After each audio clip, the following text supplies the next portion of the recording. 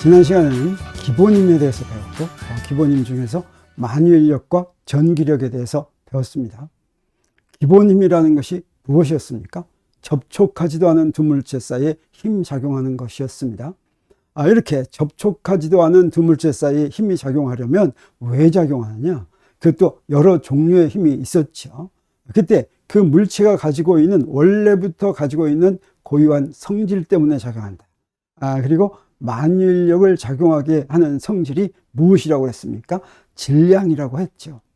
근데 질량 그러면 우리가 물질의 양이라고 어렴풋하게 생각합니다. 그래서 이런 퀴즈부터 오늘 시간을 시작하겠습니다. 여기에 질량에 대해 다음과 같이 말을 할 수 있을까 없을까? 물체의 질량은 그 물체가 가지고 있는 물질의 양이다. 이렇게 말할 수 있을까 없을까? 있다 없다 고르는 것이죠. 우리가 물체의 질량하면 그것은 물체가 가지고 있는 실질적인 물질의 양을 말하는 것이야 라고 상식적으로 생각하고 있죠. 그런데 그렇지가 않다고 하는 것입니다. 그래서 한 번 더 퀴즈 하나 더 해보겠습니다.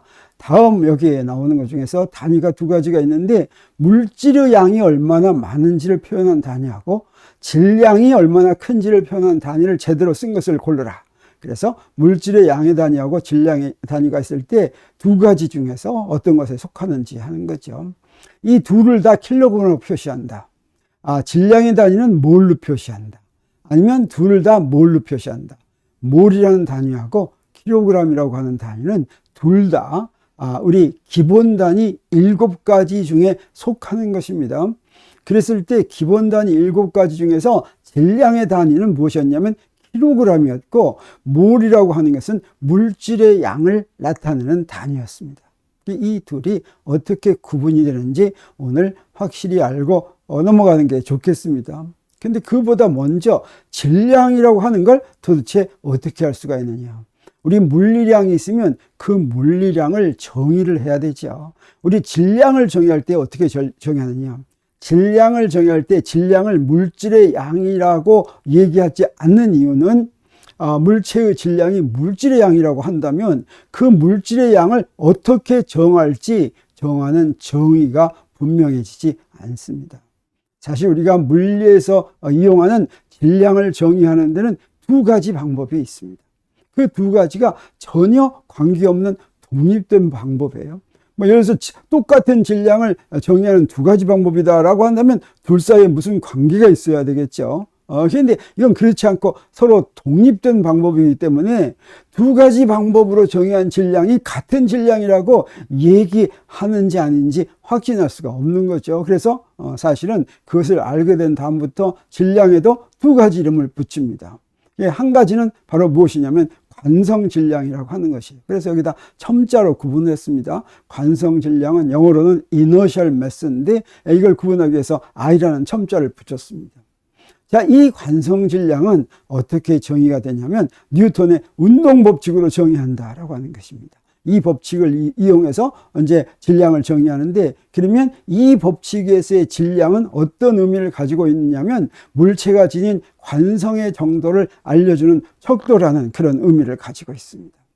그런데 우리가 지난 시간에 배운 만유인력 법칙도 또 질량을 정의하는 방법에 들어갈 수가 있습니다. 그래서 만유인력 질량은 그래비테이셔널 매스라고 부르고 여기 첨자를 G라고 붙였습니다.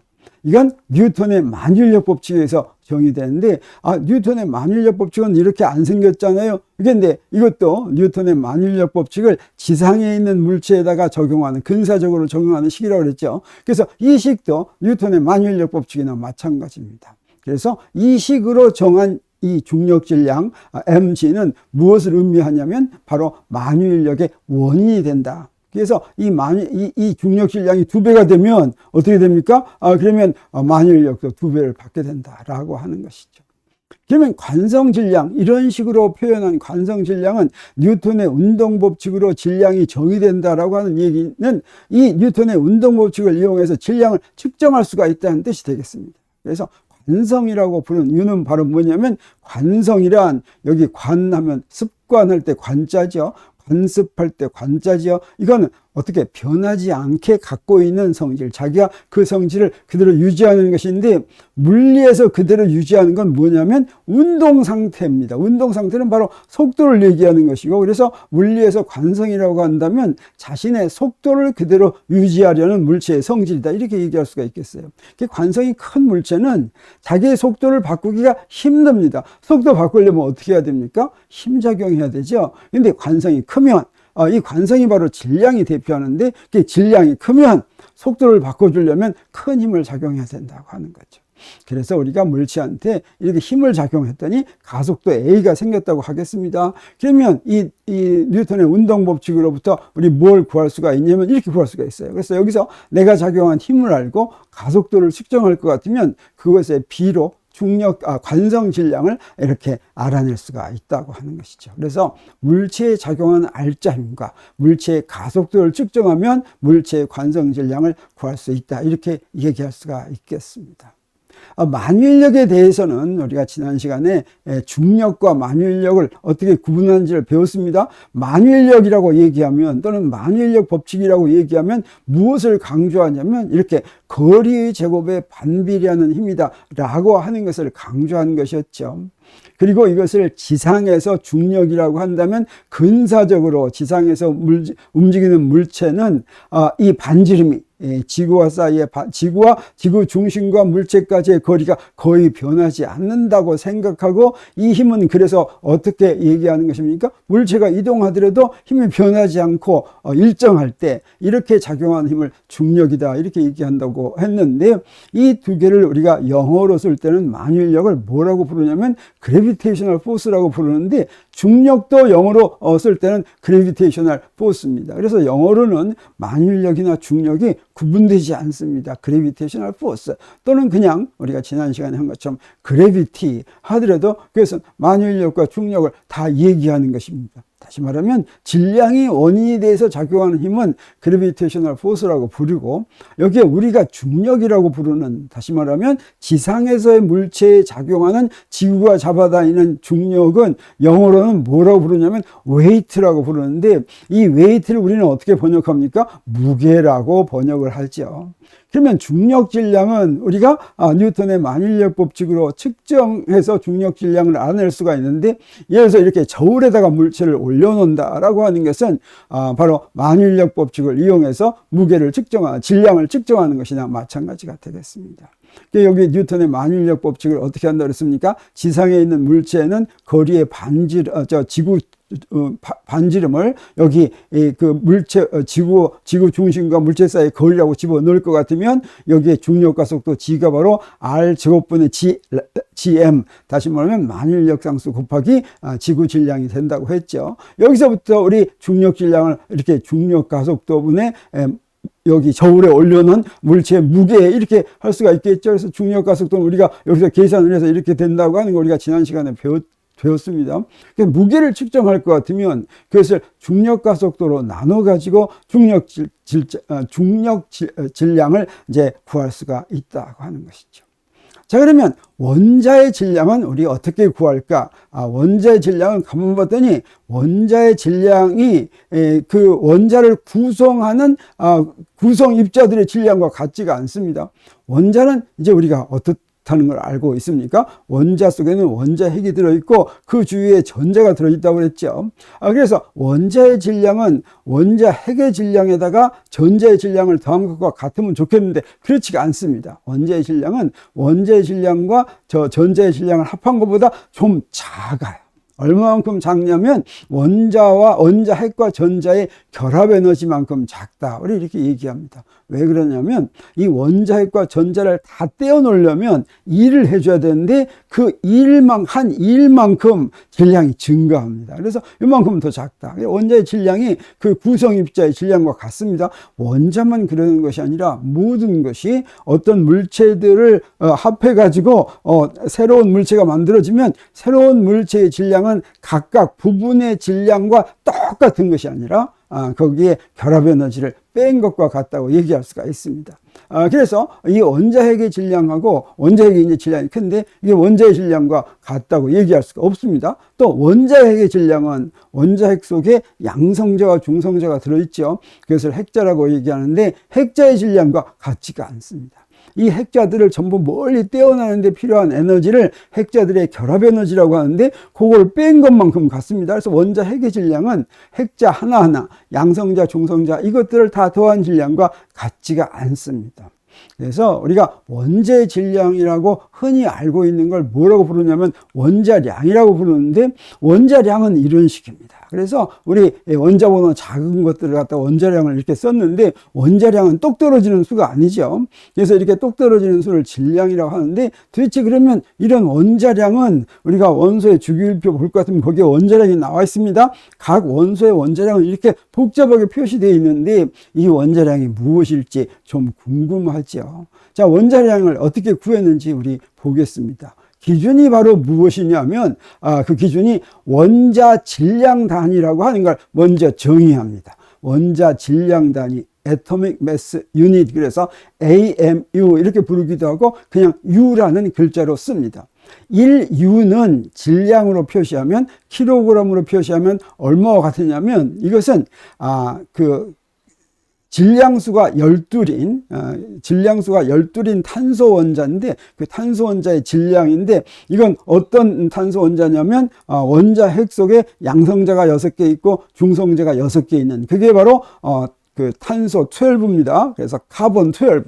카본 12의 질량을 12로 나눈 거. 이게 정확하게 1U에 해당합니다. 그걸 계산해 볼 것 같으면, 할 것 같으면 1.66 곱하기 10의 마이너스 27승 킬로그램인데, 요거는 양성자 하나의 질량보다 조금 작습니다. 여기 원자 있으면 원자 질량은 대부분 양성자와 중성자 질량과 같은데, 원자 핵의 질량과 같은데, 그렇지만 아까 조금 차이 난다고 그랬죠. 거기서 조금 빼줘야 된다 그랬죠. 거기서 뺐더니 얼마가 되냐면, 1U는 이렇게 되는데 요것을 MEB라는 질량 단위를 이용할 것 같으면 MEB를 C제곱으로 나누면 요게 바로 질량 단위가 되겠어요. 요게 더 외우기 쉽게 되는 겁니다. 이런 기본 입자, 작은 입자들 3개에서의 질량 단위는 MEB로 표시하는 게 좋습니다. MEB는 메가 일렉트론 볼트인데 요걸로 표시하면 931.494 메가 일렉트론 볼트 퍼 C제곱 이렇게 되는 거죠. 그래서 이게 1U가 정의가 되면 상대 원자 질량을 정의합니다. 원자마다 그 원자의 질량을 무엇으로 나눈 것이냐면 그 원자 질량 단위로 나눈 것입니다. 그래서 질량으로 나누니까 이건 어떻게 되겠습니까? 차원이 없는 양이 되죠. 그래서 우리 그 카본 12의 그 상대 원자 질량은 뭐냐면 10입니다. 이렇게 처음에 이렇게 정의를 했죠. 이 질량을 12로 나눈 것을 1U라고 했고, 그 다음에 이 탄소 질량을 1U로 나누면 딱 뭐가 되겠습니까? 12가 되겠죠. 이 12는 그래서 상대 원자 질량은 차원이 없는 양, 다시 말하면 단위를 붙이지 않는 양이 되겠습니다. 그러면 나중에 이제 마지막으로 애토믹 웨이트는 어떻게 되냐면 지구에서 관찰되는 동위원소들이 있는데 동위원소들은 무엇입니까? 원자 핵 속에 양성자 수는 같지만 중성자 수가 다른 거죠. 그래서 요것들은 상대 원자 질량이 조금씩 다릅니다. 그래 원자량은 어떻게 했냐? 이건 사실은 평균 개념입니다. 상대 원자 질량을 존재비로 평균한 것이다 라고 얘기할 수가 있습니다. 사실은 탄소의 경우는 탄소 원자, 우리 지구상에 존재하는 탄소 원자를 볼 것 같으면 탄소 12, 저 12C가 대부분이지만 그렇지 않은 것도 좀 포함이 되어 있습니다. 이것까지 포함해서 이제 평균을 냈더니 얼마가 되냐면 12.011 이렇게 되는 거죠. 그래서 이것도 바로 차원이 없는 양이라고 할 수가 있겠습니다. 근데 이 원자량을 영어로도 atomic weight 이렇게 쓰는데 이건 사실은 그 무게와는 전혀 상관이 없습니다. 다시 말하면 여기다가 무게의 단위를 붙이지 않고 원자량은 순수한 차원이 없는 숫자다라고 하는 것이죠. 그래서 우리 탄소의 원자량이 어떻게 해서 12.011이 나왔는지 보겠습니다. 탄소의 경우에는 어떠냐면 동위원소하고 그 다음에 상대 원자 질량하고 존재비를 볼 것 같으면 여기 동위원소 중에 제일 많은 게 뭐냐면 탄소 12입니다. 그러면 이건 상대 원자 질량은 10이었죠. 이게 어느 정도가 되냐? 자연에 존재하는 게 98.9%입니다. 그리고 이제 그 다음으로 많은 게 탄소 13인데 이 탄소 13은 상대 원자 질량이 13.0033인데 이거는 1.1%가 되겠어요. 그리고 탄소 14도 있고 뭐 몇 가지가 더 있지만 이것들은 진짜 존재비가 작습니다. 그래서 이걸 평균하면, 다시 말하면 상대 원자 질량에다가 존재비를 곱해서 다 더하면 그러면 그게 바로 원자량이 되고 이게 바로 평균의 개념이 되는 것이죠. 그래서 이렇게 구했더니 어떠냐, 우리 주기율표에 나와 있는 12.011이 이렇게 딱 나오는 것입니다. 예를 하나 더 든다면 우리 구리를 보겠어요. 구리도 이런 식으로 쓸 것 같으면 구리는 동위원소가 어떤 게 제일 많냐면 질량수가 63짜리가 제일 많습니다. 그게 몇 퍼센트냐면 69%예요. 그리고 그 다음에 더 많은 것이 65짜리입니다. 그건 31%인데 그것들의 상대 질량을 평균할 것 같으면 물론 다른 동위원소도 있습니다. 근데 그건 아주 작으니까 여기 계산을 하더라도 얼마 안 들어가는 거죠. 그래서 이렇게 해서 평균값을 구하면 얼마가 되냐면 63.55가 나오고 이게 바로 원자량, 주기율표의 원자량에 들어있는 것이죠. 그래서 원자량을 봤더니 이렇게 딱 떨어지는 숫자가 아닌 이유는 사실은 두 가지가 되겠습니다. 상대 원자 질량 자체가 이렇게 정수로 딱 떨어지지 않죠. 그 다음에 존재비를 곱해서 평균을 구했으니까 또 딱 떨어지지 않겠죠. 그래서 이제 원자량은 이렇게 되는데, 그러면 물질의 양은 어떻게 나타내느냐? 물질의 양을 나타내는 단위는 몰이라고 했죠. 그러면 몰의 단위는, 몰은 어떻게 정의되는 것일까? 우리 몰은 어떻습니까? 단위 이름은 몰, 그랬는데 이 몰은 MOL입니다. 여기 몰이라는 것이고 이 단위는 어떻게 쓰냐면 MOL만 쓰죠. MOL만 쓰고 이걸 몰이라고 읽습니다. 몰의 단위는 1몰은 이렇게 정의가 됐습니다. 그것은 아보가드로 수와 같이 정의가 됐어요. 아보가드로 수는 우리가 NA 이렇게 표시하는 것인데 숫자입니다. 어떤 숫자면 이런 숫자예요. 10의 23승계입니다. 10의 23승을 곱하는데 여기에 있는 보통 6.022 곱하기 10의 23승 이렇게 얘기를 하는데 그러면 6.022는 굉장히 이제 무리수처럼 쭉 나가는 중에 이제 숫자 4개만 쓴 거라고 생각할지 모르지만 사실은 정확하게 얘기하더라도 6.022 140 76 여기서 끝납니다. 아보가드로수는 이렇게 딱 끝나는 정확한 수가 되겠습니다. 그러면 이 아보가드로 수를 이용을 해서 1몰이 어떻게 정의되느냐? 원자나 분자나 이온이나 전자처럼 이런 기본 입자들에 해당하는 아주 작은 단위 입자들에 해당하는 이제 물질의 양인데 그 물질이 개수가 아보가드로 수인 것을 1몰이라고 이렇게 얘기합니다. 그래서 원자 1몰이다 라고 하면 그 원자가 바로 아보가드로 수만큼 있는 것입니다. 그러면 그 원자 1몰의 질량은 어떻게 구하면 되냐? 이 아보가드로 수가 이렇게 정해진 것입니다. 그 원자 질량에다가 그 1몰의 질량은 그 원자의 원자량에다가, 원자량 순수한 숫자라고 그랬죠. 거기다가 g만 붙일 것 같으면 그러면 바로 한 1몰의 그 질량이 나오는 것입니다. 그래서 아보가드로 수를 그렇게 정했기 때문에 이 1몰을 이제 이렇게 정의된다고 하는 것을 알게 되면 1몰의 질량을 금방 알 수가 있어요. 어떤 원자가 있다. 그러면 그 원자 1몰의 질량은 어때요? 원자량을 먼저 구합니다. 거기다가 g을 붙이면 되겠어요. 분자도 마찬가지입니다. 분자 1몰의 질량은 그 분자량에다가 g을 붙인 것인데 분자 1몰이라는 건 뭐라고 그랬어요? 그 분자가 아보가드로 수만큼 있다고 하는 것이죠. 그러면 몰은 어떻게 이용이 되냐면 우리 화학반응식에서 이용이 됩니다. 자, 이렇게 화학반응식을 썼을 때 뭐라고 얘기합니까? 저기 수소에다가 산소를 더했더니 물이 됐죠. 앞에 있는 건 뭘 얘기하느냐? 몰수를 얘기합니다. 그래서 수소 분자 2몰에다가 산소 분자 1몰을 더할 것 같으니 물 분자 2몰이 나왔다라고 하는 거죠. 그래서 아보가드로 수 2배의 수소 분자에다가 아보가드로 수만큼의 산소의 분자를 더할 것 같으면 물 분자가 아보가드로 수의 2배가 나왔다, 이렇게 얘기할 수가 있겠습니다.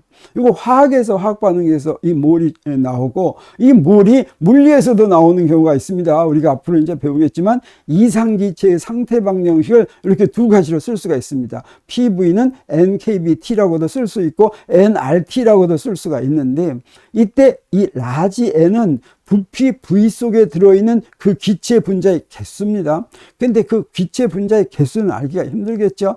그랬을 때 그 기체 분자의 몰수를 구하면, 몰수는 어떻게 구하면 되겠습니까? 요 개수를 뭘로 나눈 거나 마찬가지예요. 아보가드로수로 나눈 것이나 마찬가지죠. 그렇게 만들어서 구한 게 이 R은 바로 뭐냐면 기체 상수입니다. 그래서 요 N을 이 몰수로 바꾸려면 어떻게 되냐면 요 N을 NA로 나누면 그 N이 되죠. 여기다 NA를 다시 곱해야 되겠죠. 그래서 NA는 뭐하고 같아지냐면 그 몰수하고 KB를 곱한 거하고 같아진다라고 하는 걸 우리가 알 수가 있습니다. 요 KB는 볼츠만 상수인데 이것은 우리가 연력학 법칙을 배울 때 더 자세히 배우게 될 것입니다. 그래서 여기서 요 N이 바로 몰수다 하고 하는 것이죠. 그래서 기체의 종류나 기체 분자의 질량에 관계없이 몰수만 알면 이 식이 항상 성립한다고 하는 것입니다. 그래서 우리 정리할 것 같으면 물질의 양을 나타낼 때는 어떤 물질 1몰에 아보가드로수만큼의 원자가 있다는 얘기고, 그 1몰의 질량은 우리가 어떻게 구하면 돼요? 원자량에다가 g을 단위로 붙이기만 하면 된다. g을 반드시 붙여야 됩니다. 그리고 분자 1몰이라고 하면 그 분자가 아보가드로수만큼 있다는 얘기고, 그 분자 1몰의 질량을 알고 싶으면 분자량에다가 g만 붙이면 된다고 하는 것이죠. 그래서 오늘은 질량과 물질의 양의 단위인 몰, 그래서 질량의 단위인 킬로그램과 그다음에 물질의 양의 단위는 몰을 어떻게 이용할 것인가, 그것의 정의가 어떻게 될 것인가 하는 것을 자세하게 배웠습니다. 자, 그러면 아직 5강이 다 끝나지 않았으니까 우리 앞으로 남은 다른 기본임에 대해서 더 공부하게 될 것입니다.